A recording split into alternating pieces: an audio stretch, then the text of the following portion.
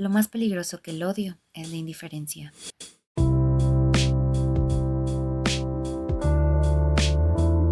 ¿Y si dejáramos de aplaudirle al circo? Hola, yo soy Dietz y te doy la bienvenida a otro episodio de Cometa de Ideas. Yo sé que esto parece como de un episodio mensual y realmente no es mi intención, pero bueno, así es la vida. Y creo que estuve muchas semanas debatiéndome si debía o no hablar de estos temas. Y es que verás, desde que decidí iniciar este proyecto terapéutico, shout out a Chris, gracias por ayudarme en los inicios de esta aventura. Este podcast que realmente no es para nadie en particular, pero qué bonito es que por ahí algunas personas se acercan y me cuentan qué es lo que piensan de cada episodio. Y esto se lo dedico a ustedes. Verás, mi propósito siempre ha sido compartir el lado amable de las cosas, compartir un mensaje que te aporte de manera positiva, que quizá te mejore o complemente de buena manera, porque el mundo ya tiene demasiadas cosas malas y aquí no me gusta vibrar con esa onda. Pero ya estamos en la primera semana de marzo y no puede ser. Han pasado un montón de cosas que han revoloteado por completo nuestra realidad y me parece prudente reconocer diversos análisis y puntos de vista que al menos a mí me han ampliado la visión de todo esto. Y es que de verdad pareciera que un movimiento apocalíptico como el de esas películas está diciendo que todos volvamos al 2016 y no solo por nostalgia, es solo que aunque el mundo ya estaba loco, al menos lo era un poquito menos que hoy.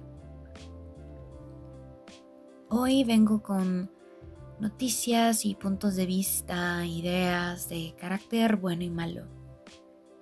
Y también tengo una que tal vez no pertenece por completo a este juego de blanco y negro, es más bien gris, con un pie aquí y otro allá. Pero solo te lo comparto para que tú decidas cuál es tu postura. Así como dicen por ahí, empecemos por las malas. Y mira que si ya lo sabes, espero que me compartas tu opinión, pero si no lo has escuchado, al menos me da gusto saber que por aquí te has enterado. La noticia más reciente y que no es para nada un juego es lo que supo todo el mundo sobre México. Y mira, yo estaba desconectadísima un domingo por la tarde y de repente una amiga me manda un mensaje diciéndome que cierta cosa que ella quería hacer quedaba cancelada por un tal sujeto. Y la verdad me dio risa porque yo no estaba entendiendo qué sucedía. Pero minutos más tarde mi abuela llamó a mi madre y le dijo todo lo que estaba pasando en su ciudad.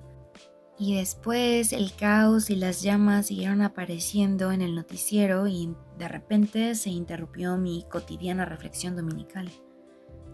Ahí me cayó el 20. Esta noticia no era para nada un juego, aunque la verdad sí parece un pequeño circo. Verás, uno de los líderes criminales más peligrosos y buscados de México cayó a manos del Estado. Pero la verdad esto en ningún sentido representa un triunfo, porque no puede ser llamado un triunfo cuando esta acción no puede traducirse en seguridad pública. Porque allá afuera hay gente que sigue teniendo miedo, sigue corriendo por su vida y realmente está orando porque el peligro no llegue a su casa. Es algo interesante que el gobierno se jacta de la fuerza que ha dado resultado, pero se les olvida que con esa misma fuerza deberían proteger a las familias mexicanas. Porque de nada sirve ver que un operativo haya supuestamente alcanzado su objetivo si en realidad allá afuera hay autos en llamas, caminos cerrados y caos en las esquinas. La fuerza no es nada si no hay estrategia. Así la fuerza solo es bruta. Quizá como ciudadanía nuestra arma más importante sea mantenernos informados de las amenazas y no crear pánico, porque desde mi punto de vista el miedo alimenta la anarquía. Vale la pena recordar que cuando se ve una crisis de esta magnitud, lo importante no es saber cuántos criminales han caído, sino cuántas vidas se han protegido. Pero si como hablar de estas películas apocalípticas mexicanas no fuera suficiente, también viene este otro detalle. Mira, yo tengo esta teoría perversa y la verdad es que seguro que a más de uno se le ha ocurrido. Y es que la democracia en México es más chiste que derecho. Es mucho más circo que pan. Y eso que pareciera que comemos corrupción todos los días. Pero desde mi punto de vista, la corrupción solo es el síntoma de la enfermedad, la indiferencia. Mira, esta es la cerecita del pastel. De ese pastel de merengue todo feo, corriente y sin sabor, de ese. Y la cerecita es este diputado federal por la vía plurinominal que desde un principio era actor y recientemente pidió licencia en la Cámara de Diputados para participar nuevamente en un programa de televisión, en la productora más ambiciosa y manipuladora de la historia mexicana. Bro, ¿qué es eso de la Casa de los Famosos? Por alguna razón que, no sé, llamarlo social o psicológica, que de verdad me resulta desconocida, ese programa se volvió tan popular el año pasado, creo, que todos estaban hablando de ello. Y de verdad me sentía un bicho raro porque cuando me preguntaban al respecto yo no tenía idea de nada. A mí pregúntame de K-dramas o de los personajes ficticios de mis novelas de fantasía. Quizá es un problema comunitario que al ver tantos problemas sociales y por supuesto tanto individualismo, que resulta necesario pertenecer a una narrativa ajena. En otras palabras, el chisme. Quizá es para sentirse vivos o con propósito, porque la realidad de allá afuera, por supuesto, es tan dura y vacía que tal vez impide encontrar placer en la vida propia. Pero ese es un tema del cual no sé mucho. A la próxima invitaré a un psicólogo. Pero creo que sí vale la pena mencionar que si tienes indignación porque este sujeto, personaje televisivo, haya dejado su puesto de servidor público para participar en un programa que sigues viendo y del que sigues hablando, entonces quiero decir que tienes un mensaje tan cruzado y disfuncional como el de todos los políticos en México. Y en ese caso, la verdad no sé qué es peor. Solo te recuerdo que en México, más de 23 millones de personas, aproximadamente el 40.1% de la población ocupada, sobreviven con un salario mínimo o menos, y que la mayoría son mujeres. Es el mismo México donde el número de personas en situación de pobreza se situó en 38.5 millones en 2024. Eso representa un 29.6% de la población. Un México donde hay millones de niños sin poder alimentarse bien porque sus padres no pueden proveer lo suficiente en casa porque están trabajando para mantener a un país, en el que sus representantes políticos no se preocupan por cumplir con una jornada decente que realmente trabaje a favor de los derechos y privilegios de los ciudadanos. Y aunque legalmente este sujeto en cuestión no está quebrando ninguna normatividad al pedir una licencia en su trabajo, el mensaje simbólico sí es escandalosamente preocupante. Es como decir, mi privilegio me resulta tan conveniente que me da igual que tú no puedas tomarte una licencia de tu realidad. En una época donde la gente ha vivido décadas de desconfianza en el gobierno y donde más que nunca hay un sentimiento de distanciamiento entre los que apenas están sobreviviendo allá afuera y los que están cómodamente tomando decisiones adentro, hoy en día parece ser que existe una tremenda trivialización del servicio público, donde parece que la urgencia social es negociable dependiendo de la telenovela que pongan hoy. A través de Instagram escuché este comentario que realmente me voló la cabeza y estoy muy de acuerdo. Voy a etiquetar a la persona que compartió este comentario. La verdad ahora no lo recuerdo, pero ella dijo: Cuando el poder se convierte en un espectáculo, la política se convierte en un casting. La responsabilidad entonces se convierte en entretenimiento mediático y la ciudadanía pasa a ser audiencia. Yo pienso que de esta forma entonces estamos cumpliendo la profecía de al pueblo pan y circo. Y es que no es para escandalizarte, pero tan solo hablemos de México para el Mundial. Y sobre esto quiero ser breve porque la información que encontré me pareció cruda y difícil de digerir.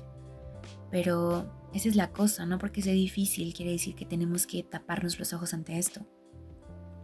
En diciembre de 2025 comenzaron a circular noticias de las más de 500 bolsas con restos humanos que han ido apareciendo durante los últimos meses en los alrededores del estadio de Guadalajara, que en un verano concentrarán las miradas de medio mundo. Y entonces aquí viene algo más preocupante porque, mira, Guadalajara es la segunda ciudad más importante de México por su potencia económica que ha atraído a gigantes tecnológicos como Cisco, HP, Intel o Tesla, por más de sus 5 millones de habitantes y también por ser cada año la sede de la feria del libro en español más grande del mundo. Pero también Guadalajara es un lugar donde el poder del crimen organizado es capaz de derribar un helicóptero del ejército a cañonazos. Ponen en jaque al centro de la ciudad, bloqueando a la vez 39 carreteras. Planean una emboscada contra un exfiscal a plena luz del día a la salida de un restaurante de moda. Y actualmente son uno de los epicentros de la crisis de desaparecidos del país. Superan los 125,000 casos. Entonces la idea más alarmante es considerar que esto solo es una ciudad de cientos en México, una ciudad grande y llamativa. Por lo tanto, dime qué perversidades, qué atrocidades podemos esperar en aquellas lejanas y pequeñas comunidades que difícilmente son recordadas. ¿Qué clase de México estamos apoyando a nivel mundial cuando los vecinos a nuestro alrededor son víctimas de crímenes tan horrendos? Tal vez vendría siendo hora de hacer algo más que solo ponernos la camiseta de la selección nacional de este año, ¿no? Pero sigamos hablando de lo mundial. Y es que es muy loco, ¿no? Como un día te despiertas y resulta que cierto país está atacando a otros como loco porque quiere más oro negro y control geopolítico. Te recuerdo que en los noticieros y en las redes sociales nos mostraron las ruinas tras los bombardeos, pero no nos hablaron de la vida de esas decenas de niñas que no regresaron sanas y salvas a sus casas esa noche. Termino este oscuro tema diciéndote que de muchas maneras podrías estar mostrándote a favor o en contra inconscientemente de esa guerra que, si bien no nos pertenece, tarde o temprano nos alcanzará. Sin duda es un tema de introspección y conciencia. Acuérdate que la indiferencia puede ser más peligrosa que el odio, y mucho más desde una burbuja privilegiada. Pero tal como lo mencioné al principio de este episodio, hoy quiero hablarte de temas tanto blancos como negros, pero también grises. Y el siguiente me parece que tiene estos matices grises. Verás, ya sé que va casi un mes de esto, pero aún me parece muy relevante ese mensaje que dice: la única cosa más fuerte que el odio es el amor. Y estoy absolutamente de acuerdo. Pero este mensaje también parece un poquito un circo. Y no me refiero a que Benito sea un títere manipulado por el gobierno, la verdad es que no. Creo que no cualquier artista se arma de valor para hablar o defender un tema de interés social, y mucho menos cuando su propio país está en la lengua de todos respecto a lo mismo. Mira, primero veamos el lado amable. Su mensaje realmente habla de la defensa de la identidad latina. Y contrario a la versión de manipulación que muchos especulan, muchas personas ven en su actuación una forma de elevar la cultura latina y el español, sobre todo, en un escenario dominado por la cultura anglosajona, especialmente tras diversos múltiples escenarios de violencia en contra de migrantes. Lo que nos lleva a hablar de la concientización política. De alguna forma su música y presentaciones han servido para visualizar problemáticas muy graves de Puerto Rico, como la falta de energía eléctrica, la gentrificación y el colonialismo, y utiliza esta plataforma para dar voz a una generación que está realmente descontenta con lo que está pasando en su país. Y esto nos habla de la resistencia ante el discurso de odio, en parte porque las cosas que se comparten como elementos de la cultura latina en ningún momento es de rechazo, odio, como muchas otras culturas podrían haberlo esperado. Al contrario, es un mensaje alegre, amable y cálido sobre quiénes somos y qué es lo que queremos resguardar. Y principalmente es defender a nuestra comunidad, donde sea que esté. Y mira, todo esto es relevante ante un mundo donde la globalización realmente nos nubla la vista y nos hace perder poco a poco la identidad nacional. Te hablo como mexicana, pero la verdad es que sospecho que es igual en muchos otros países. Cerrando este tema de Benny y su música y lo bien recibido que fue, tenemos que ser honestos. El verdadero control de la información, el mensaje y cómo lo vemos está en los dueños de los medios de comunicación. Y nada se presenta por ahí a menos que sea algo probado. Es relevante hablar de temas sociales y esos capitalistas lo saben y permiten cierta cantidad de información y apoyo a través de sus canales. Sin embargo, no van a admitir algo que se salga de esos límites aceptables. Es triste decir que este circo fue muy bien planeado porque realzó una voz que realmente necesitaba escucharse. Pero la verdad es que se necesita más allá que solo ser una voz escuchada. Se necesita acción. Y ese es el verdadero problema. Así que no sé, reflexiona, saca tus propias conclusiones. ¿Qué tanto de este circo seguimos aplaudiendo? ¿Y cuánto pan sacamos de ello? Pero, como no todo es negro y no todo es gris, también hablemos de algo blanco. Algo que es estadísticamente imposible. Y sí, te quiero hablar de las Olimpiadas y cómo es que somos 130 millones de mexicanos y a Milán Cortina fueron 5. Eso representa un 0.000003% de la población. Mira, es súper importante saber que México es un país donde el 40%, por lo menos, es desierto. Y solo el 0.1% es nieve. Nada de paisajes nevados cotidianos. En Instagram escuché que mientras otros países entrenan por tradición, el mexicano entrena por terquedad, y eso me encantó. Mira, es triste decir que todos estos atletas fueron a las Olimpiadas de invierno por sus propios medios. Quiero decir, toda su trayectoria deportiva ha sido de parte de ellos, de sus deseos, de su constancia y su talento. Todos ellos, o al menos la mayoría, tuvo que formarse en el extranjero, no solamente por las condiciones geográficas, meteorológicas que gobiernan México, sino también por las circunstancias y el apoyo que existe al deporte. A un deporte que no sea fútbol.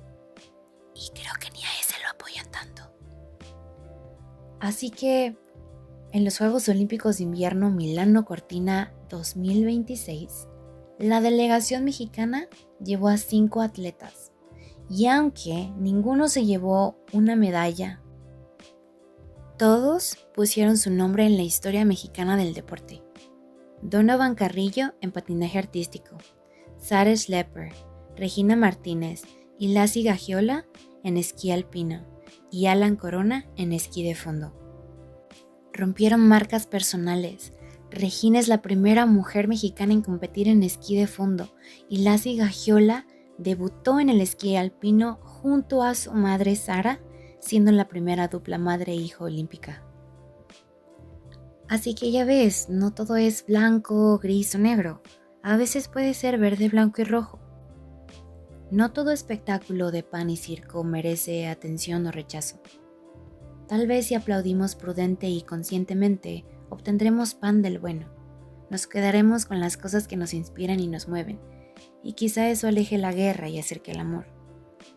Quizá la indiferencia realmente tiene el poder de alejarnos, pero el interés y el involucrarnos nos salve.